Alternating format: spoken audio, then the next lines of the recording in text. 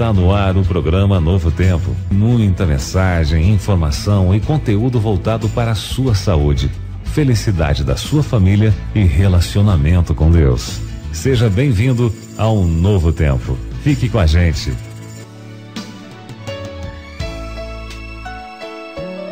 Olá, amigos. É uma grande satisfação estarmos juntos novamente no programa Novo Tempo e contamos com a sua sintonia até ao meio-dia. Nós estamos sempre juntos aqui e o nosso desejo é levar até você esperança através da palavra de Deus. E hoje o nosso tema é muito especial. Talvez seja um dos temas mais simpáticos, mais atrativos no livro do Apocalipse, porque sabemos que normalmente as pessoas acham o Apocalipse um livro que causa medo, pavor e vincula com catástrofes e essas coisas assim. No entanto, hoje nós iremos entender um pouco o porquê de todas essas coisas. Por que que um Deus de amor um dia vai precisar castigar? Por que um Deus de amor vai castigar? Esse é o tema que nós estaremos hoje aqui conversando com o professor Arnaldo Sá e o professor Cristian Macedo. E bom dia, professor Arnaldo, satisfação tê-lo conosco. Bom dia, estamos aqui mais uma vez, prezados amigos, ouvintes, nossos queridos que estão aí escutando a Paraíso FM 101.1. Um grande abraço para todos e esperamos que você hoje tenha um bom dia de sábado na companhia de nosso Senhor Jesus Cristo. Amém. Professor Cristian, um bom dia, é uma satisfação tê-lo conosco mais uma vez. Bom dia, professor Arnaldo, bom dia, professor Lindomar, bom dia, amados ouvintes do programa Novo Tempo, amados ouvintes da Rádio Paraíso FM. É um prazer imenso poder retornar a esse programa e quero aproveitar e mandar um forte abraço aí para os nossos ouvintes e dizer que vocês são muito importantes para o nosso programa. Vocês, na verdade, são a razão de existir do nosso programa e quero dizer também que Deus os ama muito. E pedir que vocês continuassem aí sintonizados conosco até o meio-dia, onde nós estaremos abordando essa temática tão importante para a nossa compreensão. Muito bem. E agora, nesse momento, eu quero convidar o nosso amigo, professor Arnaldo Sá, para nos elevar ao trono de Deus através de uma prece. Querido Deus, te agradecemos, Senhor, por mais um dia que Tu nos concedeste, por mais uma semana que hoje está sendo fechada com chave de ouro no Teu santo dia, o dia que Tu criaste para que nós descansássemos das nossas obras, nossas fadigas e dedicássemos esse dia a Ti. Nós queremos Te pedir, Senhor, uma bênção toda especial para os nossos queridos amigos e amigas ouvintes do programa Novo Tempo. Que todos recebam nesse momento a paz de Cristo em seu coração. Nós te suplicamos estas bênçãos, desde já te agradecemos em nome de Jesus. Amém. Ok, amigos, nós estamos juntos no programa Novo Tempo. É sempre uma satisfação tê-lo conosco. E especialmente hoje nós temos aqui em nossa companhia a música ao vivo com o nosso querido amigo e irmão em Cristo Jesus, o Ramon Gomes, e ele estará cantando agora ao vivo conosco. Um bom dia para você, Ramon, que Deus o abençoe. Então vamos lá ouvi-lo com essa música maravilhosa.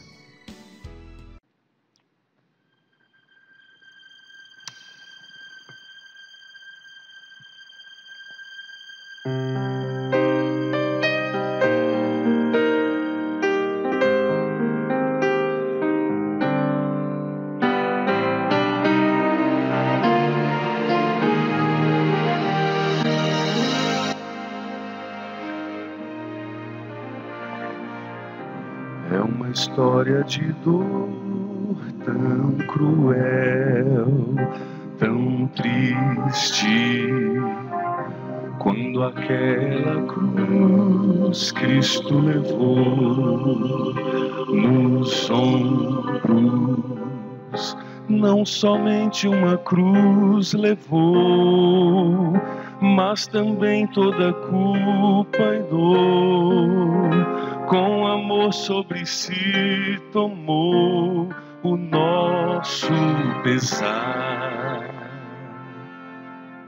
Quando aquela cruz Cristo levou nos ombros, era peso demais para suportar sozinho. Não somente uma cruz levou, mas também toda culpa e dor. Com amor sobre si tomou o nosso pesar, em nosso lugar.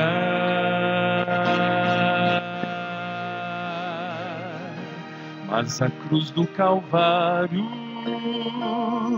é a nossa vitória, pois Cristo ainda vive, viverá eternamente para nós. Vamos lá no céu nos encontrar.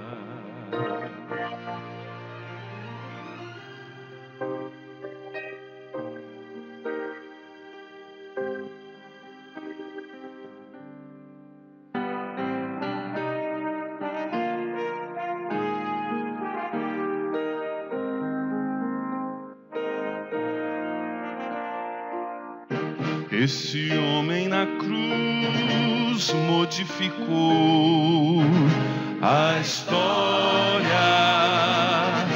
Hoje nós temos fé que ele virá em glória.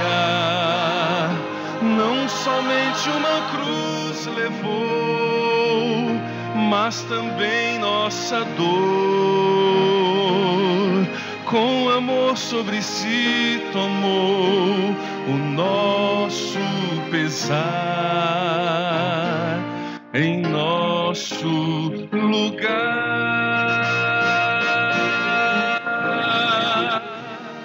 A cruz do Calvário é a nossa vitória, pois Cristo ainda viverá eternamente para nós. Vamos lá no céu nos encontrar. Vamos lá no céu nos encontrar.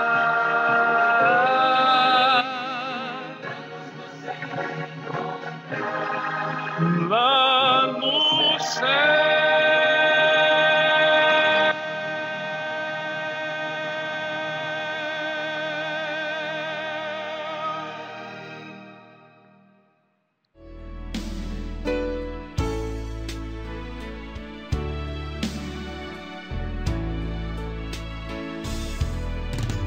Muito bem, nós estamos juntos no programa Novo Tempo e queremos mandar um grande abraço para os nossos amigos que estão na escuta e acompanhando o nosso programa também através do YouTube, o canal Novo Tempo Paraíso. Você nos acompanha e pode reprisar, né, nos acompanhar de perto com o programa Novo Tempo. E também os nossos amigos evangélicos, católicos, protestantes de forma geral, todos aqueles que amam a palavra de Deus, o nosso grande abraço.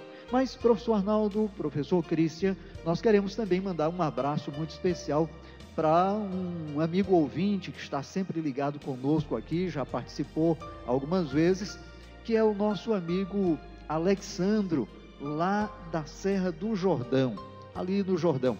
E o nosso grande abraço, amigo Alexandro. E você nos enviou uma pergunta e eu quero compartilhar essa pergunta aqui com os nossos amigos, professores, teólogos, para, antes de adentrarmos no tema que escolhemos para hoje aqui, na temática do Apocalipse, discutirmos um pouco esse assunto. E o nosso amigo Alexandro, ele coloca o seguinte questionamento.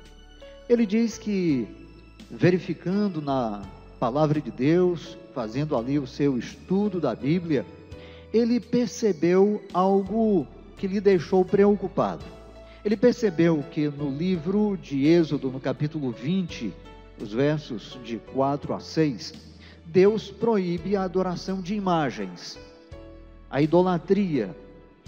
Mas, verificando mais adiante, se não me engano, o texto que ele menciona é 1 Reis, não é isso? O primeiro livro dos Reis, no capítulo 6, verso 23, e também o capítulo 7, 29, se não me engano, é isso? Então ele diz que ali Salomão, ele coloca imagens de anjos e também imagens de leões, de animais.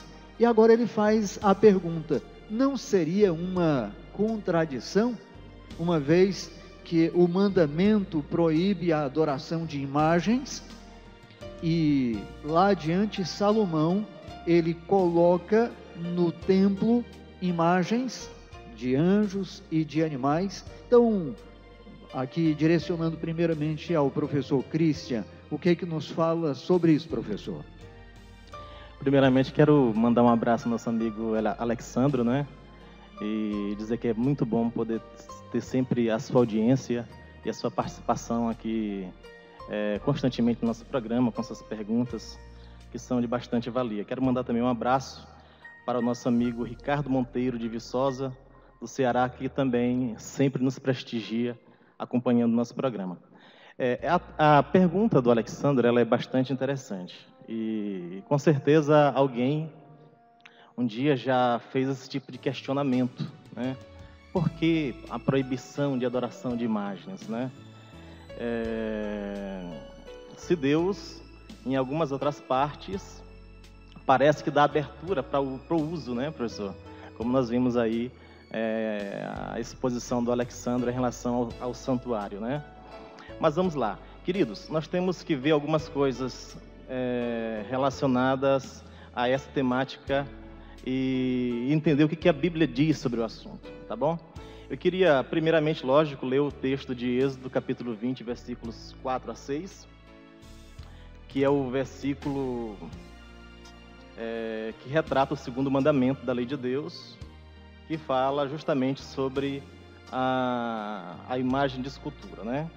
Êxodo capítulo 20, versículos de 4 a 6 diz assim: não farás para ti imagem de escultura, nem semelhança alguma do que há em cima nos céus, nem embaixo na terra, nem nas águas debaixo da terra. Vamos dar uma paradinha. Muita gente, é muito importante a gente entender isso. Muita gente imagina que o mandamento sobre adoração de imagem, o segundo mandamento, termina aqui no verso 4. Professor Arnaldo e professor Lindomar. O segundo mandamento não termina aqui com a proibição de fazer imagem de esculturas. O segundo mandamento continua no verso 5 e 6. Diz assim: não as adorarás, nem lhes darás culto, porque eu, o Senhor teu Deus, Deus zeloso, que visita a iniquidade dos pais nos filhos até a 3ª e 4ª geração daqueles que me aborrecem, e faço misericórdia até 1000 gerações daqueles que me amam e guardam os meus mandamentos. O segundo mandamento, ele traz duas proibições. Traz a proibição de não fazer imagem de escultura e traz a proibição de não prestar culto ou adorar essas imagens.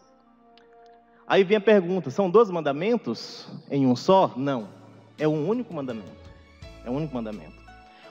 A proibição de não fazer imagem de escultura está ligada intimamente à proibição de adorá-la. Entenderam, queridos? A primeira coisa que eu queria deixar bem clara para vocês. Então, Deus proíbe o fazer imagem de escultura, por quê? Para que essas imagens não fossem adoradas, não fossem celebradas, reverenciadas. Entendido? Primeiro ponto, primeiro aspecto que nós temos que deixar bem claro. Um segundo aspecto que eu quero deixar bem claro aqui para vocês é que as Escrituras proíbem veementemente, não somente nesse verso onde está descrito o segundo mandamento, como em diversas outras passagens. Isaías fala sobre o assunto, Davi fala sobre o assunto no livro de Salmo, no Salmo 115, versículos de 1 a 8. Davi faz uma análise desse processo de fazer e de adorar imagens, tá certo?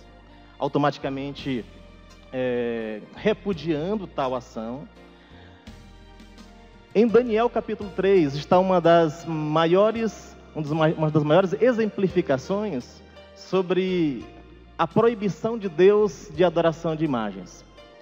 O rei Nabucodonosor, ele decide fazer uma imagem, não sabemos se era de um deus dele, ou se era dele mesmo.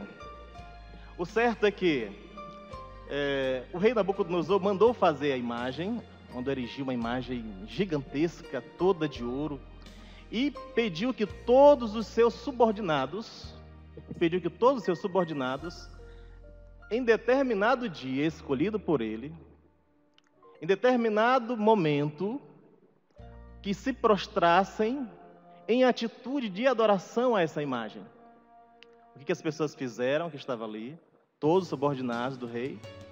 As pessoas se prostraram e adoraram a imagem feita pelo rei Nabucodonosor.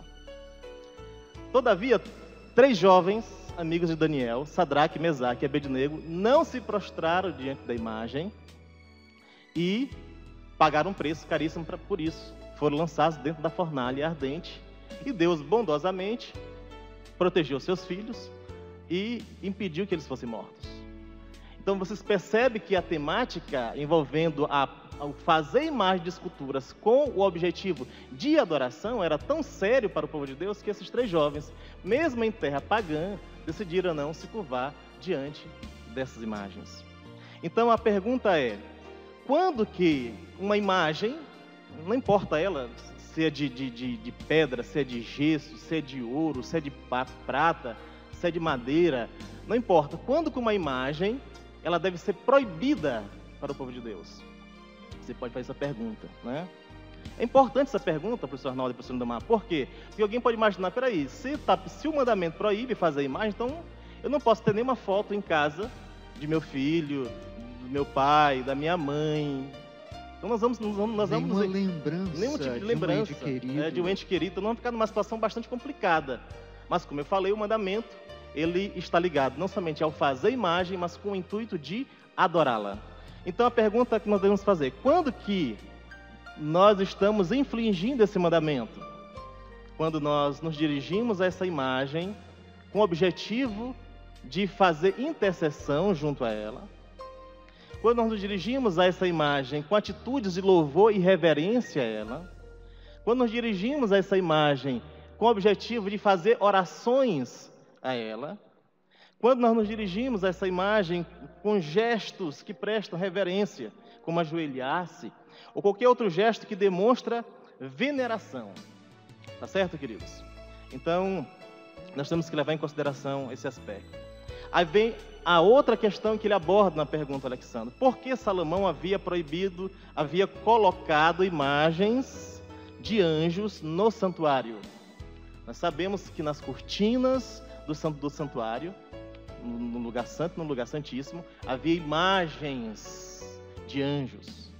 Nós sabemos que sobre o propiciatório, no segundo compartimento, o propiciatório era uma tampa que cobria a arca onde ficavam os 10 mandamentos, onde Deus se manifestava, onde havia o Shekinah, a manifestação da presença de Deus. Ali havia 2 anjos que se inclinavam em atitude de reverência. No segundo compartimento, lembrando que esses anjos eram de ouro, não eram anjos literais. Muito bem, anjos. Eram simbólicos. Muito bem, professor, anjos simbólicos, imagens de anjos. Nas cortinas, elas eram desenhadas, né? E sobre a arca, no propiciatório, elas foram erigidas em forma de ouro, tá certo, queridos? Então a pergunta é por que Salomão colocou essas imagens? Primeira coisa que é importante nós entendermos, o santuário era uma exposição, é muito claro, é muito importante essa expressão. O santuário era uma exposição em artes visíveis para ilustrar o plano de salvação. Primeira coisa, o santuário era uma exposição em artes visíveis para ilustrar o plano de salvação. Segunda coisa, pedagogicamente e didaticamente, Deus utilizou o serviço do santuário para mostrar ao seu povo no Antigo Testamento detalhes do plano de salvação. Então Deus ilustra o plano de salvação de forma detalhada, a fim de revelar pedagogicamente e didaticamente o plano de salvação para os seus filhos no Antigo Testamento. Segunda coisa, o porquê que os anjos estavam ali relacionados em imagens no santuário. Queridos, os anjos fazem parte do plano de salvação. Hebreus capítulo 1, versículo 14, diz que os anjos são espíritos ministradores de Deus em prol daqueles que hão de herdar a salvação. Muito importante, isso que Paulo fala no livro de Hebreus. Os anjos são espíritos ministradores em prol daqueles que hão de herdar a salvação. Se os anjos são espíritos ministradores em prol daqueles que hão de herdar a salvação, nós podemos deduzir três coisas a respeito da presença em imagens dos anjos no santuário. Primeira, revela o interesse dos anjos no plano de salvação. Não somente Deus está interessado no plano de salvação, mas os anjos também estão interessados. Segunda coisa, revela o quanto eles estão envolvidos no plano de salvação. Eu falei agora há pouco que os anjos são espíritos ministradores. Eles estão diuturnamente ao nosso redor a nos proteger, a nos livrar do mal e das garras de Satanás. Se não fosse pelos anjos, nós estaríamos destruídos. E o terceiro aspecto, os anjos revelam a postura adequada que devemos ter diante de nosso Deus. Postura de reverência, de adoração e de preocupação com as coisas sagradas e com o plano de salvação. É isso aí. Muito bem. Obrigado, professor Christian, pela explanação. Professor Arnaldo, alguma colocação ou considera respondido? Algo mais a colocar? A explanação do professor Christian foi muito interessante. Eu queria apenas, para ficar mais claro ainda o assunto, lembrar que estes ícones que estavam ali dentro, tanto do tabernáculo quanto do santuário, eles não eram acessados pela população, pelo povo de Israel. O povo de Israel não tinha acesso a essas imagens, nem a essas pinturas nas paredes ou nas cortinas do santuário, porque só era permitido aos sacerdotes entrar no santuário e no lugar santíssimo, onde estavam as imagens fundidas dos anjos, né? Eram imagens que eram fundidas em ouro, que mais se assemelhavam logo a estátuas, lógico. Naquele local, somente o sumo sacerdote entrava uma vez por ano. Portanto, o objetivo dessas imagens não era serem adoradas, não eram objetos de adoração, mas, como disse aqui o professor Christian, eram objetos ilustrativos do plano da salvação de Deus. Muito bem. Muito bem. Então, acredito que agora fechou com chave de ouro, está bem explanado o assunto. Agora nós vamos passar para o nosso segundo bloco, iniciando então o tema que trouxemos para esse momento. E já sabendo que é um tema amplo, profundo e que somente esse programa não vai abordá-lo completamente. Nós iremos dividi-lo no mínimo em duas partes para que a gente possa ter uma compreensão mais ampla e mais plena, ok? Então, o nosso tema de hoje, quando o Deus de amor castiga. Professor Arnaldo, é muito comum nós vermos e ouvirmos de pessoas pelo mundo afora a ideia de que Deus é um Deus de amor. Sendo Ele um Deus de amor, Ele não vai condenar ninguém. Como que um Deus de amor vai permitir que crianças morram e se percam ou que sofram? Por que que jovens na flor da idade morrem? Por que que pessoas mais adultas ou mesmo idosos, pais e mães morrem? Será que essas pessoas vão sofrer um juízo, vão ser condenadas? Fica no ar a ideia então de que Deus, sendo um Deus de amor, como que Ele vai castigar os seus filhos, a quem Ele tanto ama? Então, vamos abrir esse bloco, professor Arnaldo, pensando sobre isso e entender se Deus, Ele realmente é um Deus de amor, se Ele vai causar algum tipo de sofrimento, de castigo aos seus filhos. Bom, queridos amigos ouvintes, essa é uma pergunta muito instigante e vale a pena nós tentarmos destrinchar esse assunto, nos debruçar sobre esse assunto, estudá-lo à luz da palavra de Deus. Eu estive fazendo uma pesquisa nas Escrituras sobre o amor de Deus e a ira de Deus. Antes, querendo lembrar que a definição que as Escrituras trazem do nosso Altíssimo, Santíssimo Criador, está em 1 João, capítulo 4, verso 8, uma passagem conhecidíssima, que diz o seguinte: aquele que não ama não conhece a Deus, porque Deus é amor. É a definição mais plena e absoluta da divindade esta: Deus é amor. Meus amigos, pesquisando um pouco na Bíblia, eu não encontrei nenhuma outra definição que dissesse que Deus era ódio. Nem existe nenhuma passagem na Bíblia que diga isso, que Deus é ódio, é rancor, é raiva. Por quê? Porque Deus não se enquadra nessa definição. A única definição é esta: Deus é amor.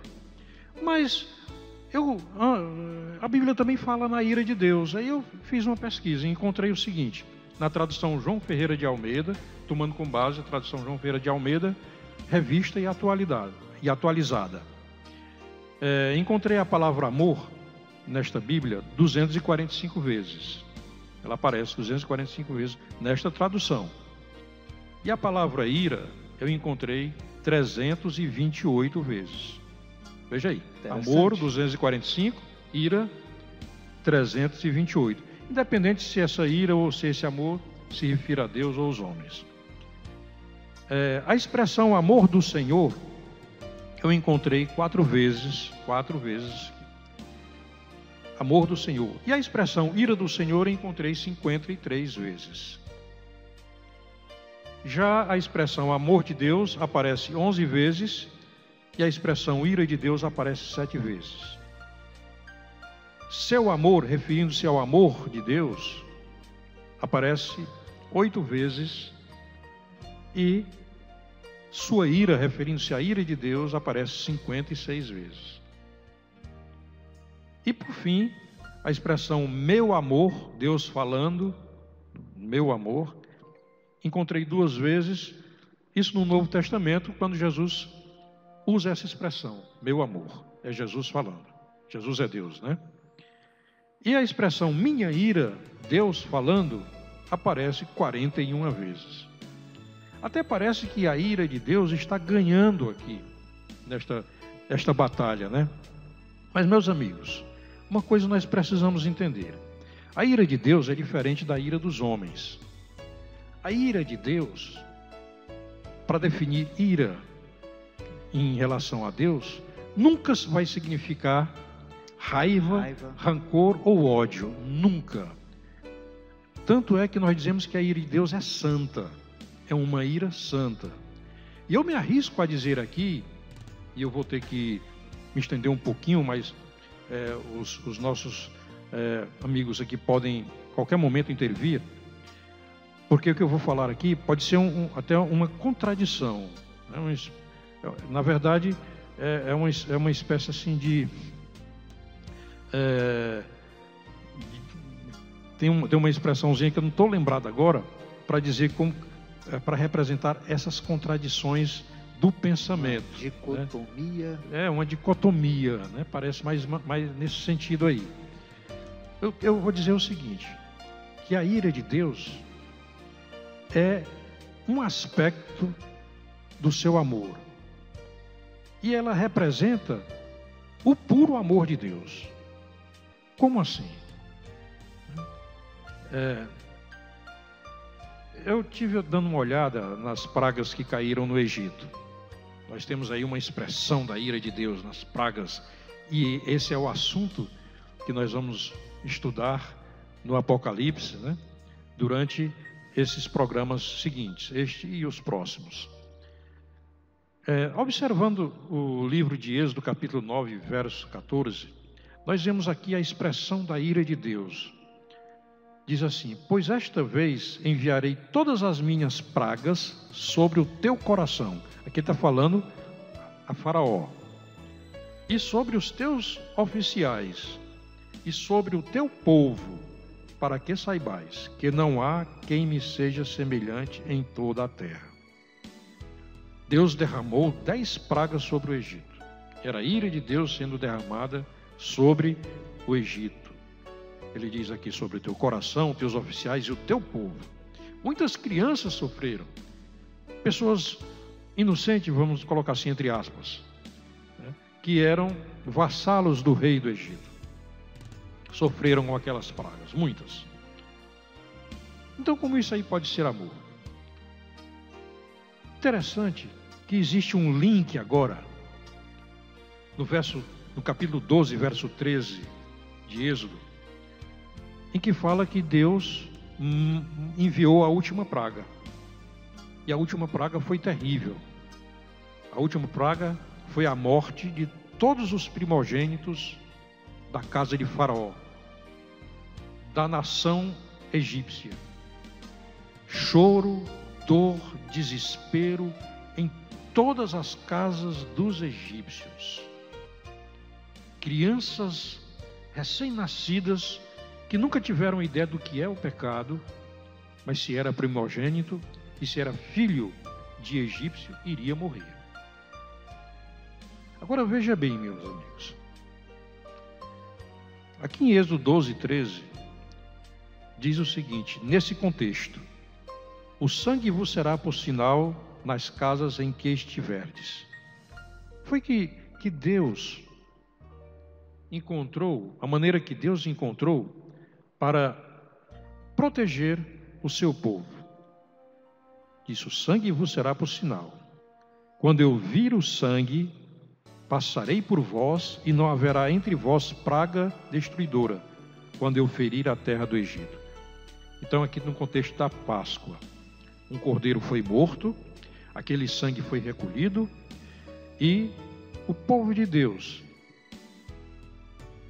pintou, né? Colocou nos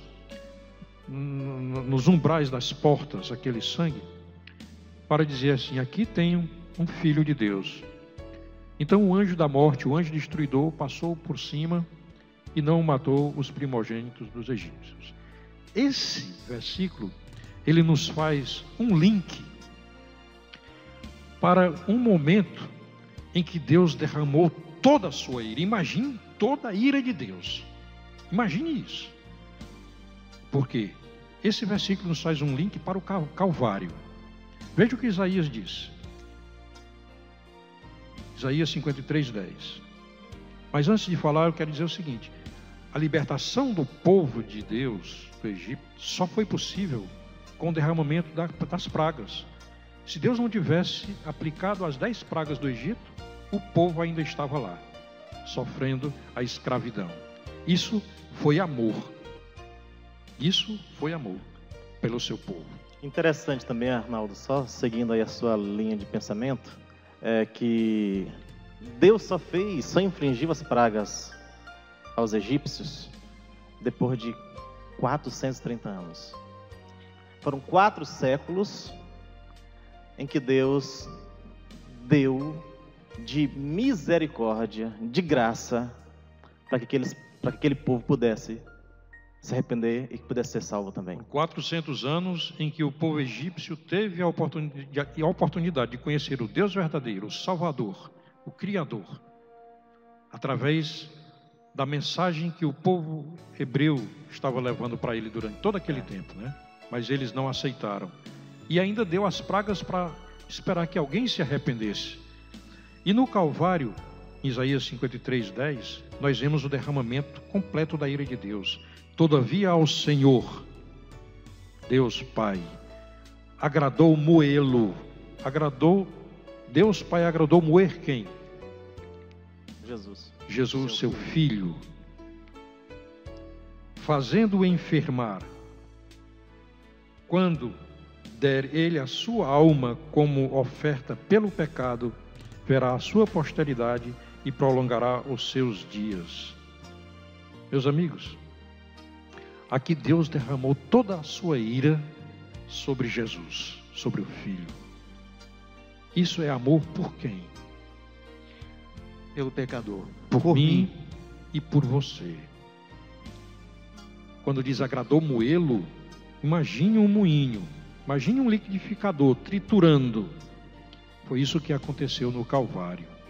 Então a ira de Deus é a expressão do mais puro amor. Nós é que não entendemos. É por isso, e eu vou passar agora a bola para vocês, é por isso que tem uma passagem em Isaías 28:21, que diz que Deus irá fazer uma atuação que ele chamou de o estranho ato de Deus. Obra estranha. A obra estranha de Deus, o ato inaudito de Deus. Por que ele diz assim, o profeta? Porque nós não sabemos o que é a ira de Deus. Nós achamos que a ira de Deus é destruição para os seus filhos. Pelo contrário, é salvação para os seus filhos. Ok. Eu quero, professor Arnaldo, professor Christian, amigo ouvinte, fazer 2 colocações. Fique à vontade. Uma, eu quero ler um texto aqui das Escrituras Sagradas, e outro, eu quero fazer a abordagem aqui ilustrativa, tá? Então, em primeiro lugar, de forma simbólica, nós entendermos melhor tudo o que foi mencionado. O professor Arnaldo foi muito profundo aqui ao apresentar a ira de Deus como uma expressão do seu amor. Mas pode ficar na mente do nosso amigo ouvinte uma ideia talvez um pouquinho obscura, não pela explicação, mas pela expressão em si, né? A ira ser uma expressão do amor. Vamos entender isso agora de uma forma humana, trazer isso aqui para o nosso convívio humano. Eu acredito que esse texto aqui, ele vai confirmar exatamente, professor Arnaldo, tudo que você mencionou, mas ao mesmo tempo vai trazer sobre nós uma grande responsabilidade.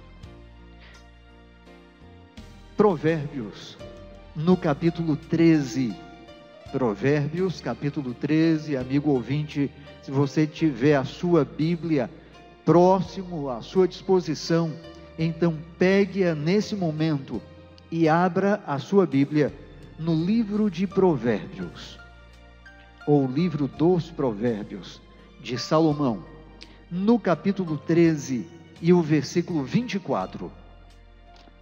Provérbios 13, 24, diz o seguinte: o que retém a vara aborrece a seu filho, mas o que o ama cedo o disciplina.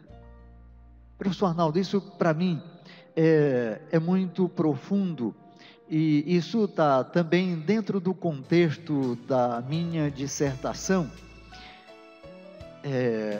bem dentro do contexto mesmo, Porque, infelizmente, hoje o pensamento é inverso ao que a Bíblia nos ensina.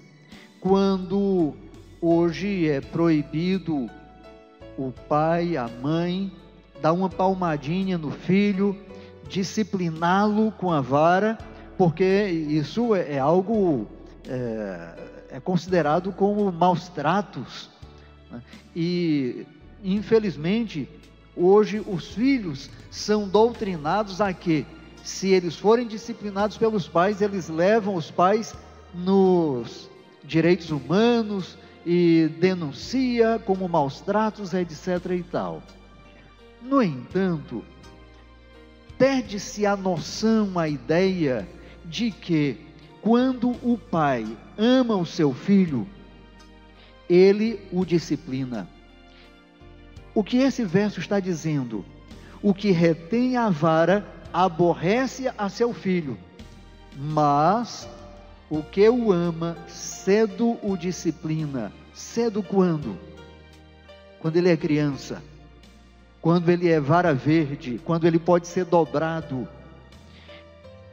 O pai e a mãe que amam o seu filho, ele vai discipliná-lo. Se for necessário dar uma palmadinha, ele vai dar uma palmada. Mas essa palmada é a maior expressão do amor de um pai. Por quê?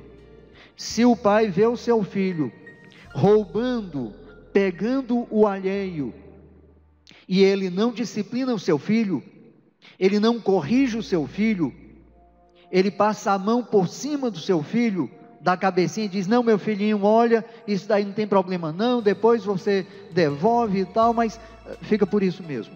E o filho, ele vai fazer sempre coisas erradas, sabendo que ele nunca vai ser disciplinado, nunca vai ser corrigido.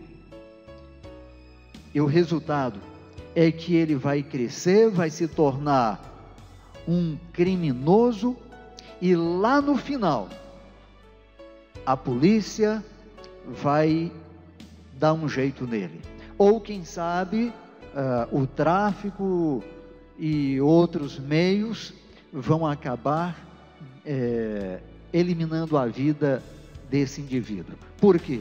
Porque lá na infância ele não foi disciplinado, porque o pai não demonstrou amor ao seu filho, corrigindo enquanto havia tempo e oportunidade. O que Deus faz é exatamente isso que ele falou aqui, porque ele nos ama, porque ele me ama, ele me permite sofrer, ele me permite passar por momentos difíceis, porque em muitas ocasiões, a única forma de chamar a minha atenção, de dizer: meu filho, você precisa de mim, é me permitindo sofrer e perceber que eu sozinho não sou nada. Eu sozinho nesse mundo estou perdido. Eu preciso de um Salvador. E às vezes nós só lembramos desse Salvador na hora do sofrimento, na hora da dor e às vezes na hora da morte. Então, Deus cedo nos disciplina, porque Ele nos ama. Ok? Mas vamos imaginar aqui uma coisa, vamos criar uma cena da seguinte forma. Vamos imaginar uma tribo indígena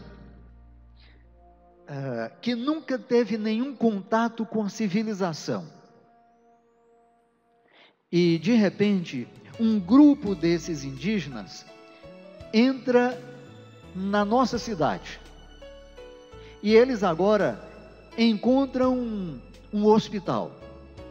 E eles entram no hospital, mas chegando ali, como não sabem ler, não têm contato nenhum, eles não conseguem vislumbrar a placa que diz: é proibido a entrada de estranhos. E eles agora entram e vão direto para uma sala de cirurgia, onde tem ali um cirurgião com um indivíduo deitado na mesa da cirurgia. Ele está com um bisturi, está abrindo o indivíduo para tirar um câncer do pulmão, e ali o indivíduo está aberto, todo exposto. Imagine esse grupo de indígenas que nunca tiveram nenhum contato com a civilização, imagine qual será a sua reação, o seu primeiro pensamento ao olhar um indivíduo com uma faca na mão, abrindo o indivíduo, tirando partes vitais daquele indivíduo. O que ele faria? O que você faria nesse momento? Faria qualquer coisa para evitar que o médico, eu não sabia nem o que era médico, o que ele estava fazendo. Se eu fosse um selvagem completamente desligado da civilização, eu iria imaginar que aquele camarada iria simplesmente trucidar um assassino cruel, né? Exatamente. É por isso que... No entanto, o que o médico, na verdade, estava fazendo ali dentro do... Tentando salvar aquele paciente, né? Ele está salvando um paciente. Hebreus 12:6 diz: porque o Senhor corrige a quem ama e açoita a todo filho a quem recebe. E Apocalipse 3:19 diz: eu repreendo e disciplina quantos amam. Veja só, a disciplina, ela está ligada diretamente ao amor. Diretamente ao amor. Deus é um cirurgião que fere para salvar. Ele fere para salvar. Dentro do contexto da ilustração que você colocou, professor Arnaldo, do Antigo Egito, quando Deus, para salvar o seu povo, ele precisou mandar as 10 pragas para o Egito. Mas eu quero acrescentar aqui e colocar também uma interrogação. Será se aquelas 10 pragas ali no Egito não seriam também para chamar a atenção do povo egípcio e dar-lhes a oportunidade para a salvação? Com certeza, foi o que nós comentamos aqui, né? Era uma forma de Deus mostrar o seu poder, a sua glória, mostrar quem ele era, porque o versículo... O próprio faraó estava tendo diante de si a grande oportunidade e ele rejeitou. Todas as oportunidades que Deus lhe deu, ele rejeitou. Inclusive o versículo que eu li aqui em Êxodo 9:14 diz isso: enviaria as minhas pragas sobre o teu coração, sobre teus oficiais, sobre o teu povo, para que saibais que não há quem me seja semelhante em toda a terra. Era uma maneira de Deus apresentar-se, já que eles não quiseram ouvir durante 400 anos, através da misericórdia divina. Deus usou um outro tipo de misericórdia, que também é misericórdia, né? Que é a disciplina. Exatamente. Então tá. Ok. Muito bem. Nós estamos hoje com o nosso tempo já estourado, professor Christian, mas esse é um assunto que realmente tem muito pano para as mangas, né? Tem muita coisa aí para nós estudarmos, e no próximo programa nós iremos agora abordar de uma forma um pouco mais direta, porque hoje nós fomos de uma maneira mais abrangente, não é isso? Bem mais abrangente. No entanto, no nosso próximo programa nós iremos abrir o Apocalipse e entender um pouco das 7 últimas pragas, entender o contexto do lago de fogo e enxofre, o castigo final dos ímpios, e assim poderemos entender alguns porquês, e certamente a ideia central é o amor de Deus. Amém. Ok, então, querido amigo, nós o convidamos para continuar conosco, e no próximo programa nós traremos a continuidade desse tema. E certamente aprenderemos muito mais do amor de Deus. Por ora, um grande abraço e até o nosso próximo encontro.